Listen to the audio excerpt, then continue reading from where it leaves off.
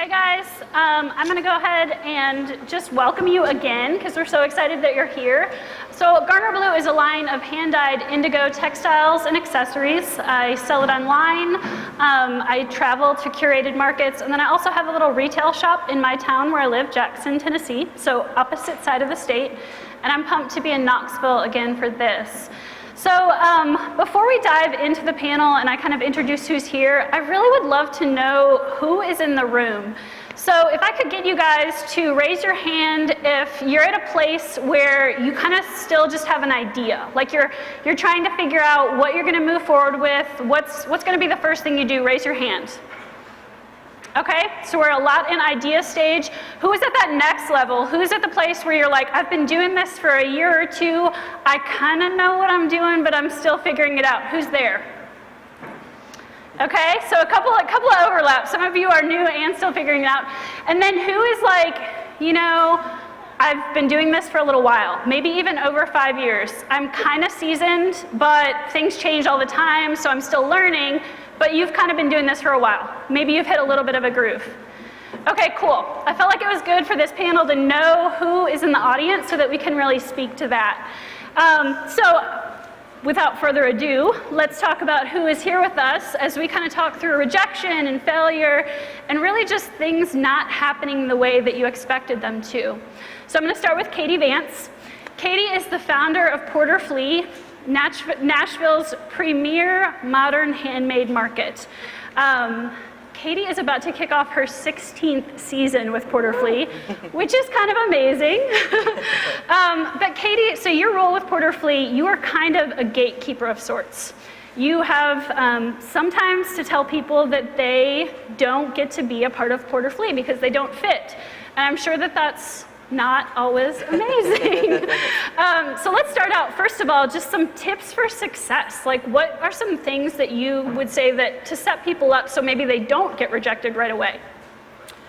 I think some of the, first off, you can really research your markets. I think a lot of people just go in and they see craft shows in different areas, and I really think if you do research and find out, like, what's this market about? What is their target demographic, and do some research just like right off the bat before applying. I think that can be hugely helpful. And then I think also keeping in mind, obviously brand cohesion is a big thing. Yeah. But even going down to like seasonality. Mm-hmm. Is it a summer show and I make scarves, or is it a holiday show and I've got a great price point for gifts? I think keeping things like that in mind can also be helpful in creating success. Yeah.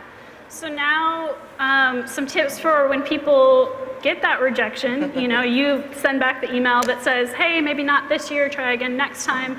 What are some things that they can do to learn from that and to move forward after that?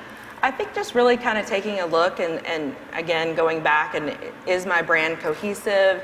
Does my website really reflect the range of my products? Am I doing something and am I doing that thing really well? I think kind of going back and just taking some internal reflection on that, and then, just kind of learning from that and trying again. Do you ever have people reach out to you when they get rejected and respond back? Yeah, I think definitely we've looked into that and kind of helped people through and then had them apply again and come back and be a part of the market. So cool. Awesome. So next we're going to talk with Ryan Ashley Anderson. She has Smart & Becker, which is a gallery, a creative studio, and a retail space just kind of right around the corner here in Knoxville. So over the last couple of years, you have moved to Knoxville. Mm-hmm. You quit your main job. You have gone on tour with your brand. You opened a retail store, and you're still working on your own product line. So I'm going to guess that over the range of that, you've had some moments you might call rejection or failure. So would you share with us? Yes. Some of my hugest rejections happened before I moved to Knoxville, before I realized this is what I wanted to do full time. I was managing a retail store in Durham, North Carolina called Verret & Vogue.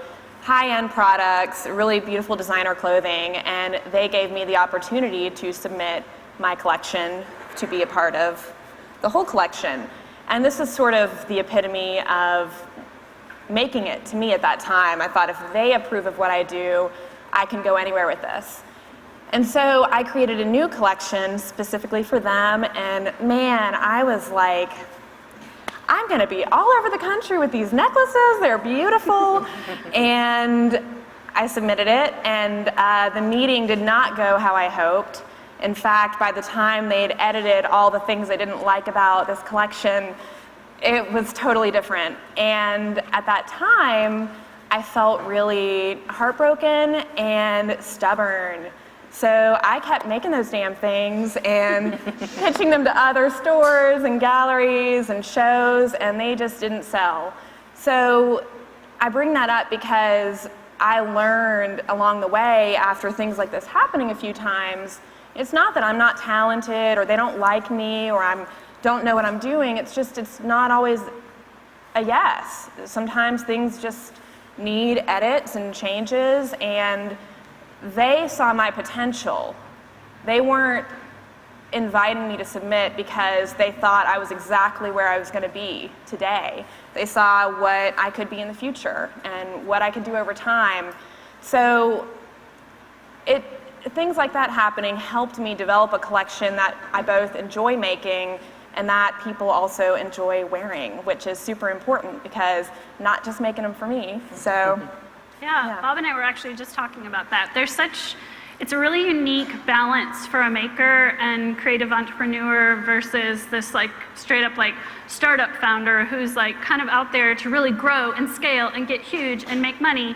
You know, you're making this thing. So you feel really invested a lot of times. I love these scarves. I was out there on my carport dying yesterday and I was like, this is fun for me. I love that I get to do this. But yes, I'm not just doing it for myself. Yeah. So, you know, really learning from when you put it out there and the market doesn't receive something the way that you expect, kind of pivoting and moving and changing what you're doing.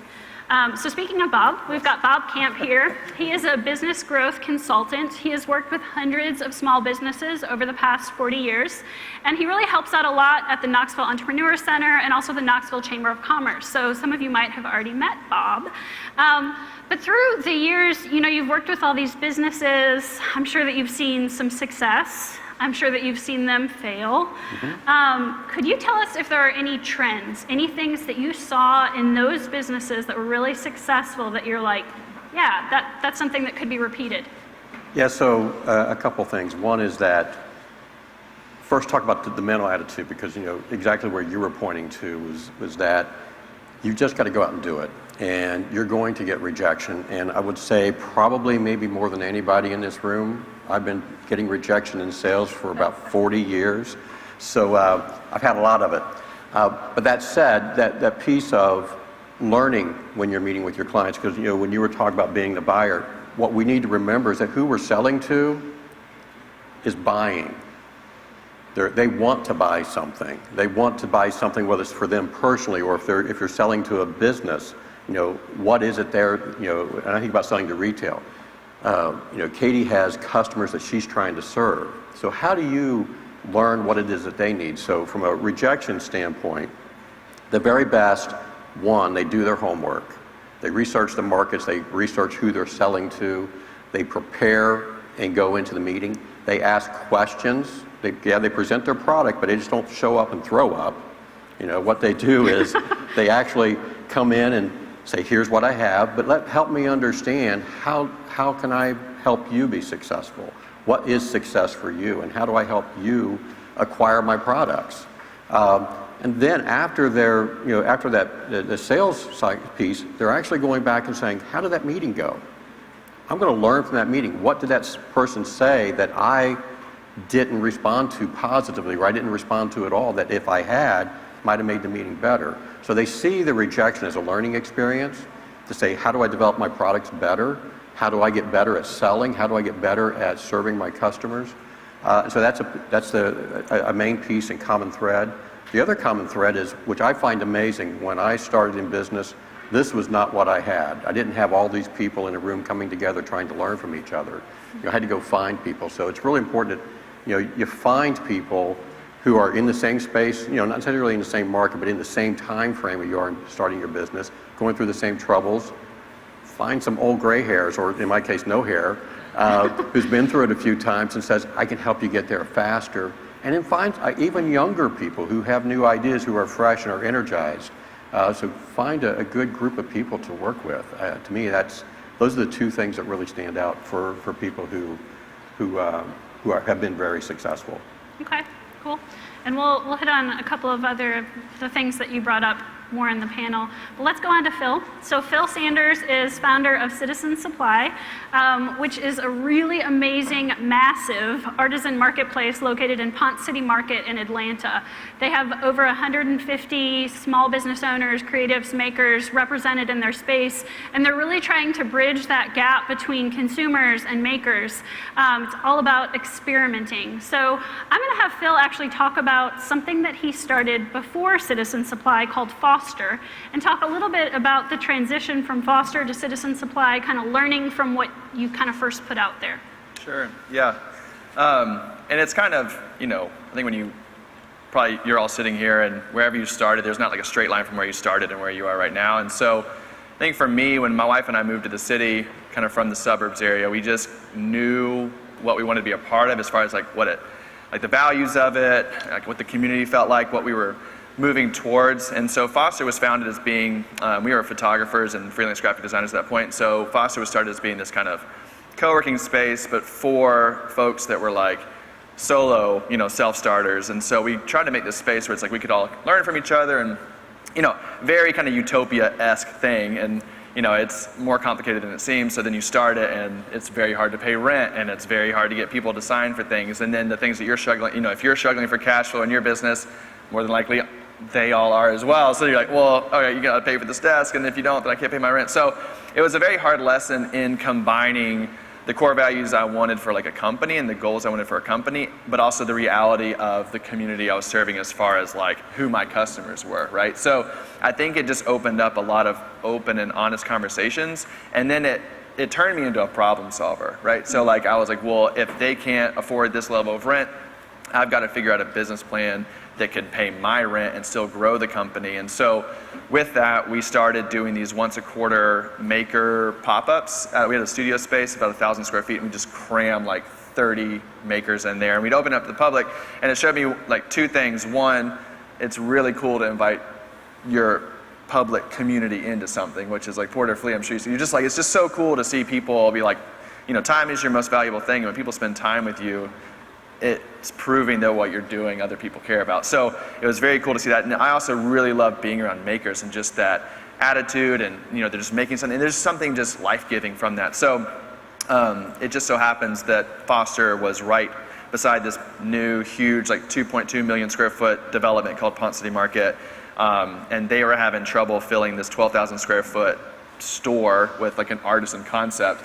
And so I'm sure I was at the bottom of their list, but they're like, Phil, like, is there anything you can think of? And I had like the right amount of like ignorance and ambition and stupidity, and whatever I pitched, they said yes, and it's been 3 years, so something's going okay.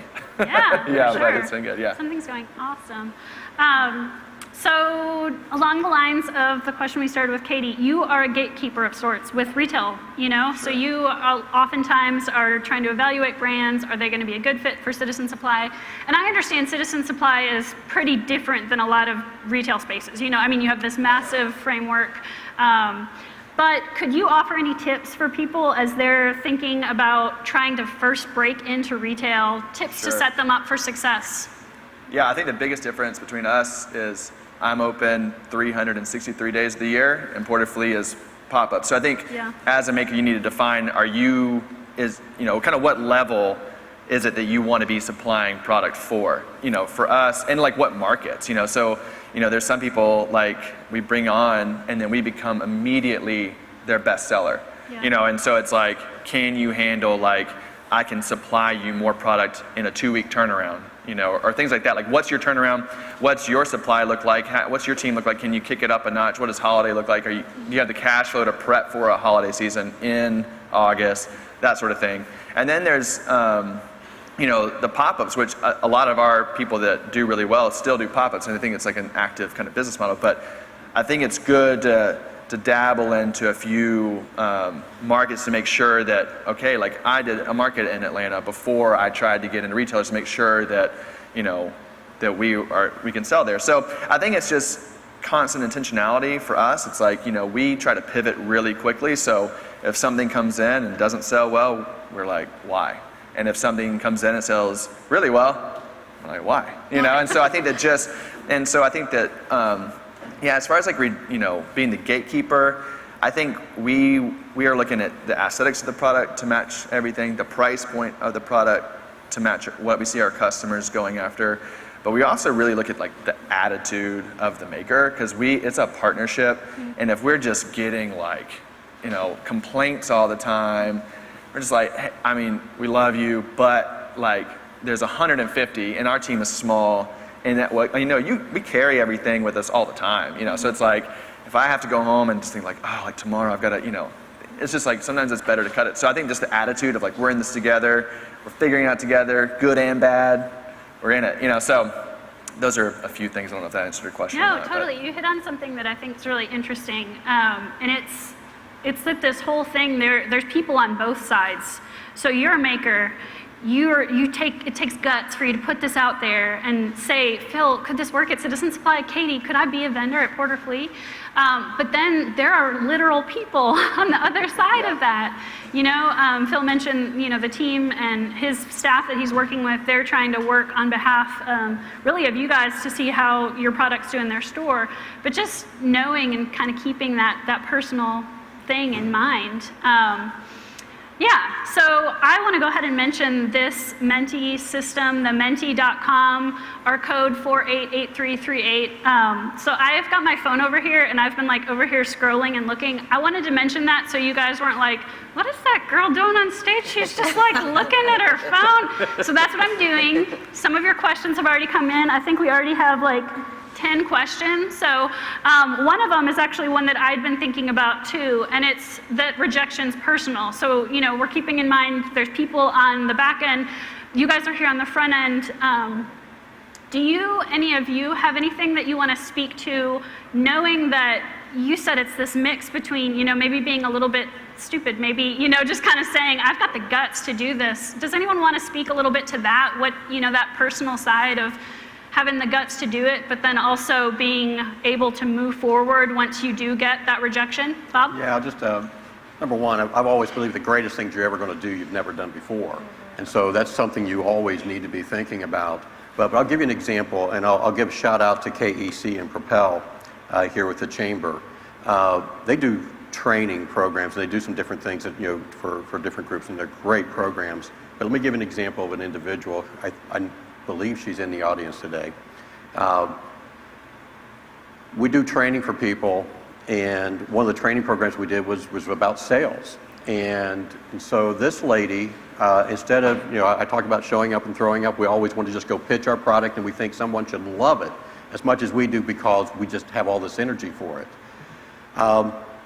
Now, we had about 22, 24 people in this program for training, and I will tell you that some of the people absolutely loved the training, didn't go home and do anything. She went home and spent 2 days dissecting what she was going to do. She was going to go meet with a retail store to try to sell her products, to get a pilot. And so she went home and spent 2 days, and instead of going in and pitching her product, she went in and said, here's my product, here's my space that I fit in, blah, blah, blah, blah, here's my price points. But what I really want to know is, she developed her question to say, how do I be successful for you? How do I work with you? Or, what do I need to do to make sure it's successful? And that was a critical piece. And so going into there that day, what happened is that person said, you need to talk to this person and this person and this person. So she ended up talking to 3 or 4 different people. But the real key was she walked away with a pilot that day because she focused on how she was going to serve, the company, not how they were going to serve her. And I think that was a big piece of stepping out there. And so it was, and to your point, step beyond that fear of saying, I've never done this before, I've not done it in this way, this is not the way I've been taught, but how do I go out and do that? And so, and nailed it. And so I didn't get a chance to talk to her after training. We met a couple of days after she made the presentation to the retailer, and it was great to hear. So it was great. Yeah. Just on that note too, I found that preparation is the best way to deal with fear. The times when I'm most afraid of rejection, it's because maybe I'm not totally prepared. So people reach out to me all the time about teaching workshops at my space or having an art show, and one email will include kind of an idea, and then a follow-up email will include some photos, and you end up with a long chain sometimes where really, and this is something that I've made mistakes on many times in the past, especially before opening a space and being on this side of it. It is so refreshing to get an email that says, hey, this is who I am, here's some photos of what I make, here's a little bit about my process, here are the shows that I'm doing and the things that I'm doing to market my work. Now I have a really full comprehensive view of how we can partner together to create something and promote each other to make it a successful partnership. And sometimes that just takes spending a little bit of time. For this person it was 2 days, but for some of us we do it a little bit at a time. Maybe 1 month you invest in a photographer and you get some professional photographs taken, and the next month you meet with a consultant and you develop your brand story. That preparation will do so much for you in terms of having honest, productive conversations about how your products can be incorporated into different markets and shops. So. All right. So then you've taken that time and you're going to do it. You're going to put something out there. You've launched this new product. It goes on your website. You are feeling amazing. You've probably done some kind of like Instagram thing to like really build it up, and people are commenting and liking, and it goes out there and no one buys any of it. So it's just there on your website and you're like, crap, what do I do now? So any tips on like how to deal with that silence, that's something that goes out there, tips on how to move forward after that? Maybe Phil, any thoughts on it? I mean, am I on? Can y'all hear me? Okay.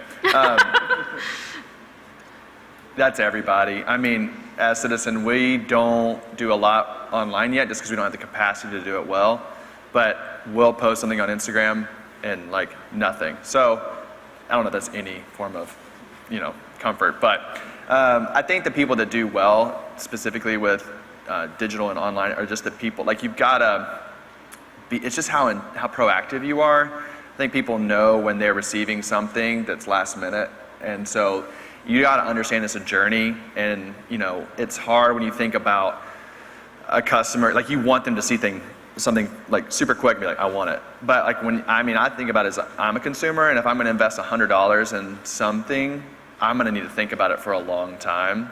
And so just know that, to you, your story is something you're in every single day, but to them, you're like a blip on the radar, and you just gotta have more and more blips and just kind of keep on reinforcing your value, your journey, your product, and then hopefully, you keep that going, and then you turn that, that customer into a buying customer. So I think digital is tough. It's just a bunch of noise out there. So how can you have like a voice and not just be noise? So how are you defining that? And I think that too, even like with things like MailChimp, like just tools like that, like at first I thought like just an example, like when you send a newsletter out, it's like you have all your subscription list, but then it gives you those options of just like a very small niche. And like our conversion rates are way better if you send a specific newsletter to a much smaller group of people than it is to be like, well, there's all these thousands of people in there. So I just think finding your crowd. It's like the whole tribe thing. You have 1,000 people that are just your evangelists. You'll never go out of business because they just are for you. So just one at a time. Just converting them and being good to them. So I don't know. Again, I think for me from the retail side, like we have people come through the doors all the time, and so I'm just thinking like, how do I always put on a better experience for them? So I'm always thinking about experience. Also SEO. So if you're starting out as a maker or providing a creative service and you've developed a website, e-commerce store, it takes a lot of ad dollars to drive traffic to a business nobody's heard of yet. So don't be discouraged because it just takes a lot of time, and SEO is such a huge part of being found in search engines. If you make knives, you've got to have a lot of copy on your website that talks about the craft of knife making in order to get found. And there's one of the experts today, her name's Julie, she talks a lot about SEO, so if that's of interest to you and there are any slots left. definitely try to hit her up. So. Yeah, and can I say one thing to that too? It's like whoever you partner with on the SEO side, just make sure they align with what you want your voice to be. You know, don't think that, okay, I've got that checked off, I can let them deal with it. Like, you really have to stay in tune that the content, because that's somebody getting the impression of your company, right? And so you want it all to build, not move in different directions. So you put something out there. You know, you're trying to evaluate what everyone's thinking about it. It doesn't work. What do you do then when you're trying to, you know, figure out where you are? We say a lot of times that, you know, you can see something immediately in front of you and something maybe immediately behind you, but you can't always see the whole picture of what's happening. So a lot of that comes in with the people that we surround ourselves with. Who is our support system? Who do you guys connect with? Who do you go to when something doesn't go right and you want to evaluate it? I'm not necessarily saying like your spouse, you know, who do you cry to, but who do you go to actually, like, you respect their opinion and you're going to listen to it and you're going to move forward? I'm assuming all of you guys have those people. So would you share with us a little bit about how that works, what that conversation's like? Yeah, I mean, Oh, sure. No, I actually got really great advice recently from the owner of this building, David Dewhurst. He said, make sure you're surrounding yourself with people who will say no to you. Because we all love hearing yes. I love hearing yes. Oh, that's great, you're so talented, whatever. But I get the most value out of the no's, because that's how I learn and improve, and the better my product is, the more money I'm gonna make, obviously. So there are a couple people I'm able to go to. I've chosen a couple of business mentors who aren't doing anything like what I'm doing, but who know business and know branding and marketing and are willing to say, hey, the way you talk about this is confusing, or this product might, you know, use a little tweak or something like that. So I think it's really important for us to have the, you know, touchy-feely experiences too, because we need to be filled by just pure love and grace and patience from people around us who know we're working so hard to make all of this happen. But we also need to be able to hear advice and know that it's not personal. It totally comes from a place of us all wanting each other to be as successful as possible doing what we love. So. Yeah, and I would say, you know, get a group of people that are all intent on moving forward. You know, you're going to challenge each other, and there's benefit of that. You know, because number one, you're all living in, you know, owners live in the same place. You have to deal with finance, you have to deal with sales, you have to deal with products, you have to deal with everything, right? But sometimes you need training, or you need somebody to come in and do something, right? To give you a workshop, whatever. As an individual, you may not be able to afford it, but maybe as a group, you can spend some money and say, oh, we need, as a group, we decided we need to learn more about marketing or SEO, so let's get somebody to come in and educate us. Sometimes you get it done for free because some people just want to come in and that's how they sell their services, but you have some leverage, and it's important when you have someone go, well, you know, you really should have somebody do your books for you. You're spending 70% of your time, you know, in finance and doing these things when you need to be out selling, to tell you what you really need to be doing, or you really need to improve your website. It sucks, right? And here's a simple way of getting it done, or here's the complex part that you have to do. So it's getting people around you who are driven like you are, and a big part of it is being driven. So a couple of things that I've heard mentioned is knowing who your customers are, knowing who your audience is. Those things really set you up for success. Katie, I'm curious. I know that, you know, sometimes the feedback is, you know, someone coming into a market, and then once they're there, the day of, and then afterwards, you know, you say, how was your experience at Porter Flea? And Ryan Ashley, we were talking about this too, that we love that market experience, because you are literally watching people coming up to your products and saying, oh, cool, oh, that's too expensive, or, you know, you're able to take that on. So has there been any cool stories with any makers that have said, Porter Flea was like so cool for that, or, you know, I learned this thing from this experience? Yeah, I mean, I think we have a lot of vendors that come in and, you know, what you're saying, you know, they were really jazzed about this new product to release, and maybe it didn't sell, but then something else they would have never expected did. So I think that that's happened a lot of times, and I also think it just kind of opens you up to seeing other makers and maybe a collaboration could come out of that, and that's a new product you could go from there, or just getting that real-time face in front of a customer kind of feedback is great. And then they could easily say, I would like this, or I would tweak this, or can you custom make this for me? So I think that that's so important to, when you are there, to actually be listening and seeing, what is that first person that comes in my booth, what are they doing, what are they saying, and then going back and tweaking that from there. Yeah. Ryan, Ashley, do you have any kind of a system or something you do like after a market where you kind of think through all the feedback that you got to take it in? I love the word system because it makes it sound like I'm very organized. You're very official. I'm definitely not. So at each market, I try to bring something that's a little bit different, something that does well, something new.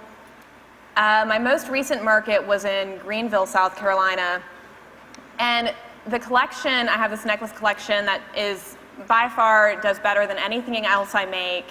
And I have just recently created a new earring collection that has been doing really well, but it's so recent that I don't have a lot of inventory of it. And I was thinking at this festival in Greenville, well, I have tons of this necklace, I've got plenty of inventory, hardly any of them sold. And that earring collection was what people were interested in, but I didn't have enough of them. So It was still a great show, but it was really interesting to think about, really looking, like you were saying, at the markets. What are the customers of this market interested in? Because I maybe could have foretold that the thing that would have been of more interest was this earring. And so I left that show feeling really great about having the knowledge that going forward, I need to maybe balance my inventory a little more and not hedge my bets on one thing, but create more of a cohesive, curated shopping experience as opposed to these areas of different kinds of products. So if it had been incorporated better, maybe someone looking at an earring would have seen the necklace right next to it and then bought that. Yeah. But I think it's a whole thing, thinking about the price of a product. If people were specifically saying, this is too expensive, that's something I need to note. Maybe make a version of it that is a little bit less expensive. And then also just seeing how people interact with the product. If I have to explain every time how something works, maybe I need a little note card. Maybe I need an iPad with a video playing to show how this clasp operates.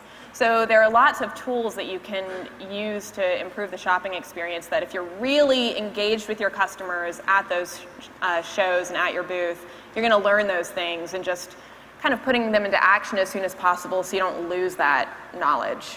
Yeah. Not to just, really hit home on this system thing, but Phil, I'm curious with Citizen Supply, you said you guys kind of put it out there, you try to move quickly. Yeah. What do you do? Do you have you're in your team meeting and you're talking through that stuff, or? Yeah, so for me, we change every day in some way. And not saying and when I say we change towards what's working, or we change away from what's not. We read a book called Rejection, and it was really good because my mind is pretty much half and half entrepreneur, kind of artist, and so I exist in this gray world, and so trying to get black and white and okay, what's actually happening. And so this book, it really is one of the things that talks about putting a metric on something, and so it's a number. So how can these things? Because a lot of things, it's well, why did that work? Or okay, their body language. It's and it's undefined, whatever. So we just view a sale as kind of it's everything working together. So one of the things, for instance, we're working on right now, it's in the beginning, legit, I went to Home Depot, made plywood tables, and we sold everything on plywood tables, whatever. And then now we have a little bit more margin, so we're investing in vertical merchandising, and we're tracking the sale of a candle on a table versus on a pillar wrap. And it's 350% sales difference, crazy. But we wouldn't have really known, we would have known it's selling better, we wouldn't know why if we weren't always asking these questions. So I think that even from a market, it's ask you really have to just set intentional time on why is this person successful? Why am I upset with this? And even during the market, changing things up on your table. I think that it's just constantly asking those questions, even simple signage, all that stuff. So unfortunately, like tracking customer behavior in a retail store is very expensive. Like, I mean, you can get into like heat maps and, you know, where somebody is in your store, but we just, you know, we track our conversion rate. So I know that, you know, so understanding like the industry kind of averages for conversion rate, whether it's for like in person, online, and just see how you compare to people. You know, like a lot of things like you might be really frustrated with, you might actually be doing way better than you think. So things like, you know, Shopify has great tools. They do free marketing class or like classes when they come to town. You know, to kind of get on those forums. There's just a world out there, but I learn from people. So I'm always like finding the person I want to become and be like, can I sit, you know, take you out to lunch and ask you questions versus going through miles of YouTube videos and everything like that. So, you know, I think that we just track things by like, did it do better or worse, and then pivot. Yeah. So. What was the name of that book? Traction. Traction. Yeah. Okay. Excellent You know, book. resources. It's a great book. Resources. Yeah, it's a guys. great book. Especially if you have a team, small team, big team. I mean, I think, and that's the thing that's hard too, is I would assume the majority of the people here are maybe one or two within your company, right? So I think that is the hardest season of business is like, you know, are you wanting to grow this thing to have a team, or are you wanting to say just yourself? Because I think those are two different realms of, you know, how your business will go. But if you're wanting to grow your team, I think there's just these very hard seasons where you're doing everything and you do it until that position can afford somebody to replace you in, and you just keep doing that. You have to be continually intentional. But I think that for me, like our first year of Citizen, like landlords were literally telling me that like we were going to get shut down. And I'm like, it was just survive, you know? And I think that the one thing I tried to do was define like, what's the most important thing? Like if I give my time to this, it can earn a return back enough to get us, you know, and it was just product. So, you know, everybody's got, you know, I'm sure here at the product's the same thing too, but like there's a lot that you can do by just valuing your time, honing in, just putting in, there's just seasons, right? You know, it's just. Yeah, for sure. Yeah, sorry if I No, rambled there. that's But great. yeah, This it's is just, great. I mean, This is it's. why you're here, to talk But also, to I mean, like with Citizen too, it's like it was like family that was in there. Like, I mean, it's like helping me at overnights, you know, like Foster, I literally invited like my mentors, my friends, my family, and asked them for money to start it. Like, and then we did an Indiegogo that didn't fully fund it, you know, and it was like bootstrapping it. And you know, it's so gut wrenching. He's like, I'm gonna ask like my mom and my dad for like, can you give me like $1,000? You know, it'll work. Especially when they don't even know what's going on. But you know, it's just, you do it, you know, you just keep going forward. Well, and just a quick note, this is not a year-long endeavor. This is years. So it's really easy to think if things aren't taking off after 6 months or a year that there's something wrong with you, there's something wrong with your product, there's something wrong with your marketing. There's just so much learning that happens. I mean, I started doing shows 10 years ago, and I'm just now to the point that I feel really great about a couple of the things that I do. So it's just important to be really committed to your vision and allowing it to change a little bit here and there too. But yeah, just be easy on yourself too. I could relate to the couple things. Yeah. So, I mean, it is about practice, persistence, and patience, right? Yeah. You've got to go do it. You've got to be persistent at doing it, and you've got to be patient with the outcomes. You really do.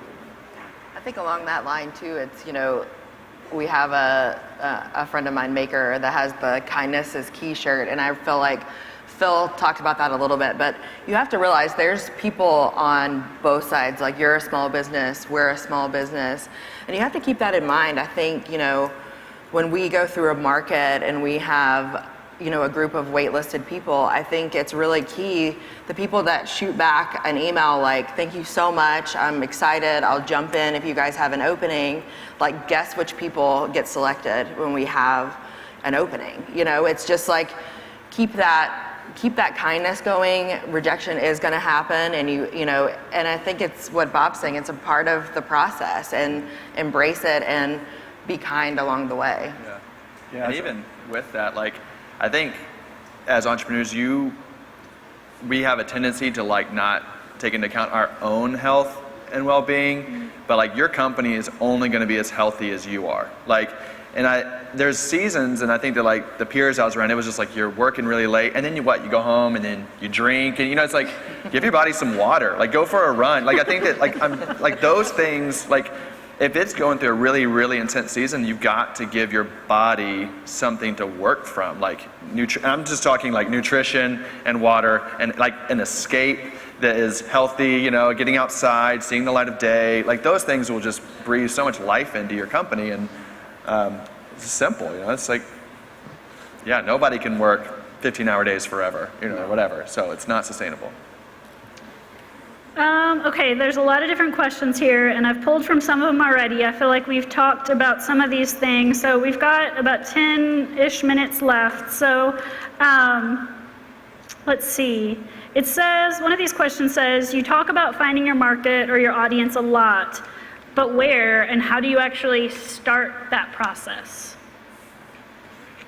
I'll throw out something. You know, one of the things is figure out where your audience, what do they read, what do they watch, you know, where do they go, and that's a starting point. So as an example, you know, if, in the digital world, if you're on Facebook, Pinterest, whatever it is, you want to start tracking, you know, and paying attention to what they're tracking and paying attention to. If you're, you know, in the local market, you know, again, you know, do they hang out at a certain place, or do they do certain events like this? You know, it's try to find out where they are, ask questions, and I was going to ask, how many people here are LLCs? Okay, you know, that really stands for listen, learn, and correct. Okay, it's really about listening. So when you know, and you got to find them, and it's not easy. You've got to do it. You know, in a business-to-business sales, which is most of my life, you know, I've tried to find out, you know, where those business people go. What are they? How they talk? As you said, when you start talking, they go, "I don't understand you." Then that's because you're talking and you're not listening. So, but that's one of the places, you know, is to figure out where do their eyes go, where do their ears go, you know, where do they go? That's a starting point, whether it's online or public places.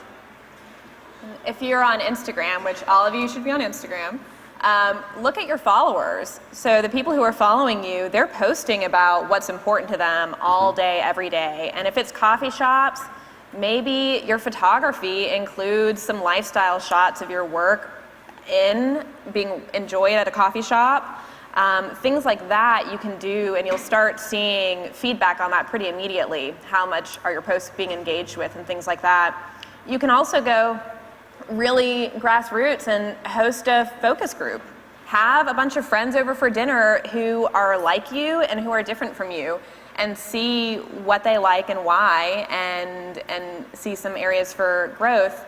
And when you find out what those people want, you're going to have a clearer idea about which markets to apply to, which stores to apply to, things like that. Because if you're always in the wrong spot, you're just always going to hear no. So. Okay.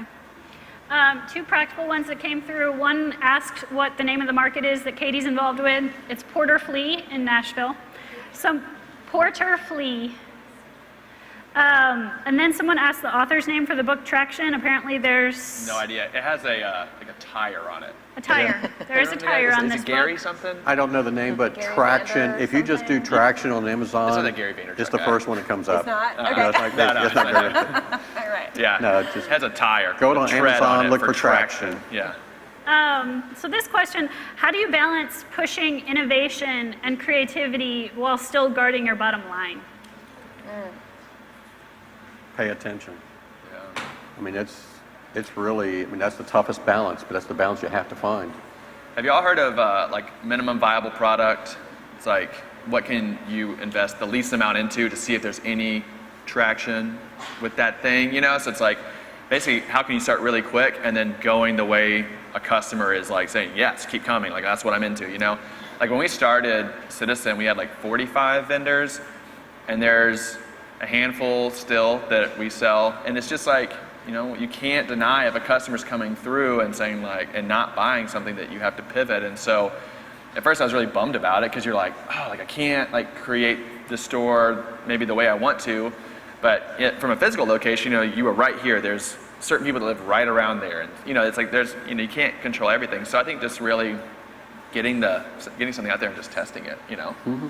And that could be like with Instagram, like your coffee shop photos, like do people interact with that more than they interact with this? Like Another thing is like Instagram Live. People love to see you, like it's you, you know? So it's like inviting them into your process and just making it, you know, you don't have to reinvent the wheel and do like DSLR photography for everything. Just take some photos, see people like it, you know, let's keep going down that path.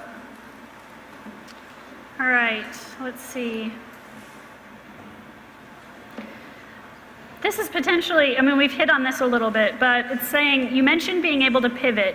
How do you determine the direction of the pivot? What's the most important data that you're looking at to kind of determine which way you move when you're trying to be that agile? I've been doing 40 years of pivoting. Okay, 40 years of pivoting. Tell us about it, Bob. It goes back to listening to your client. Like you said, listening to the people, listening to the data. You've got to look at all these different data points and to know what that... are some of those data points? Can So I just like pick on that? Yeah, so, I mean, if people aren't buying, you know, you want to ask questions. You know, why aren't you buying? Is it because of timing? You need to know that because some products are seasonal. Or is it because of price points? Or is I just don't, you know, I'm the wrong customer. And so, you know, you got to dig into those pieces. And so that helps you identify sometimes, maybe I need to be calling on a different customer. And maybe the pivot is how you market, necessarily about your product or your business, but it's the customer. Sometimes it is the product. You know, sometimes we got a product that just doesn't have a market. And, you know, we're in love with it because we have a passion for it, but we're the only person we can seem to find, or a handful of people. So, you know, you pivot, you know, you got to look at your data points, and depending on the industry, it's going to be different things. But I'm looking at price points, I'm looking at movement, I'm looking at, you know, what people are saying. And to your point, you got to get different people in the room just to get that feedback. Well, and on that note, sometimes you just have to step backward. And I've done this before where it's like, okay, stop everything. Who is my ideal customer? What does he or she look like? I'm going to find someone online with lots of followers who has taste that I like, and look at what matters to them. And think about what products they're wearing. In my case, you know, it's jewelry. So what are they wearing? What are they wearing it with to help me determine how my lifestyle photography should shift? Things like that. I think that you can get a lot of inspiration from just paying attention to what your ideal customer, like how they move through the world, and create some character studies. That can actually be really fun, making lists of your ideal customers' activities, values, and their tastes. Yeah, I was just going to add, you know, I think local trends are much more important than the big trends. As an example, you know, for many years, I've always said, you know, forget what the industry trends are. You got to take a look at the local markets, the markets that you're serving, the local clients. You know, what happens in Nashville, what happens in Knoxville, what happens, you know, you're in Atlanta too. You know, if you're in Atlanta, it's going to be different. And you want to be looking for what is happening there. So one of the data points is what's happening in the local trends. And to me, it's much more important than national trends. I mean, to be very specific, the trends we follow, or not trends, the data points are like our conversion rates, our average sale, like we have daily sales goals and stretch goals. When you say conversion rates, you mean people like if 100 people finding came through the store Yeah. and 30 people bought something, and that's a 30% conversion rate. Okay. So that one metric you have to, you know, track how many people are coming to and how many people are buying. And then like units per sale is another one we really track. So, and all of those, if you've been in business for more than a year, you really want to look at the same metrics from last year. And are you growing or not? You know, I'd be interested for you too. It's like, have you ever noticed, like, do you ever adjust the pricing on a piece of jewelry, and what kind of correlation does that have? Or to change the material or the colorway? Like we have people in our store, they'll have like one killer t-shirt design, and they know that's like 70% of their business, and they just put different colorways, like how can I just keep growing this thing while still keeping creative on this side? And so I think that there's just so many things that you can dive into something you're already doing and find your data there. Totally. Just kind of asking why what's working is working, and just really, you know, go into that. So I also think too, you know, getting creative with, you know, we just had at our last summer market, we had a group that sold candles, and then they wanted to dive into kind of the perfume market. So they created like a pop-up perfume bar that was interactive at the show. So it's, are there other ways besides, just creating kind of like a, just a typical kind of retail space? Is there anything like that you can do to mix it up and do something different and really, get people talking and interacting with you? Yeah.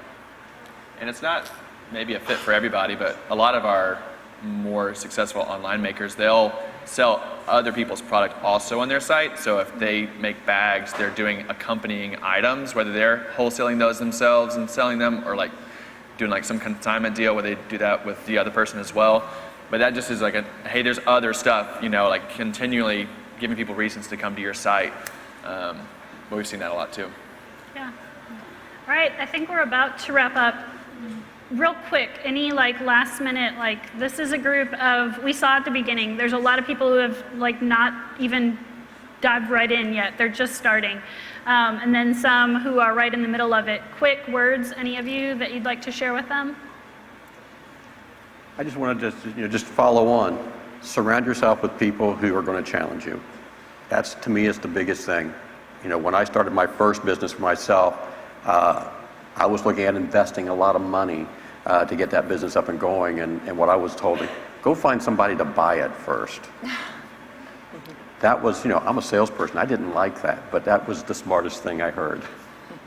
That's true. The most important thing that's helped me along the way is being able to separate myself from my product. Yes, the story is interesting, but people aren't buying what I make because of who I am. They're buying it because they want it in their lives. So if people aren't buying it, it's not them, it's me.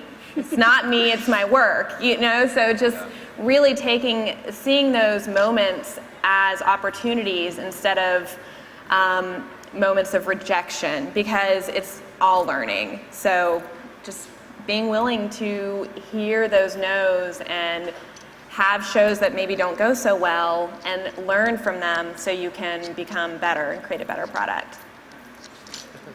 All right.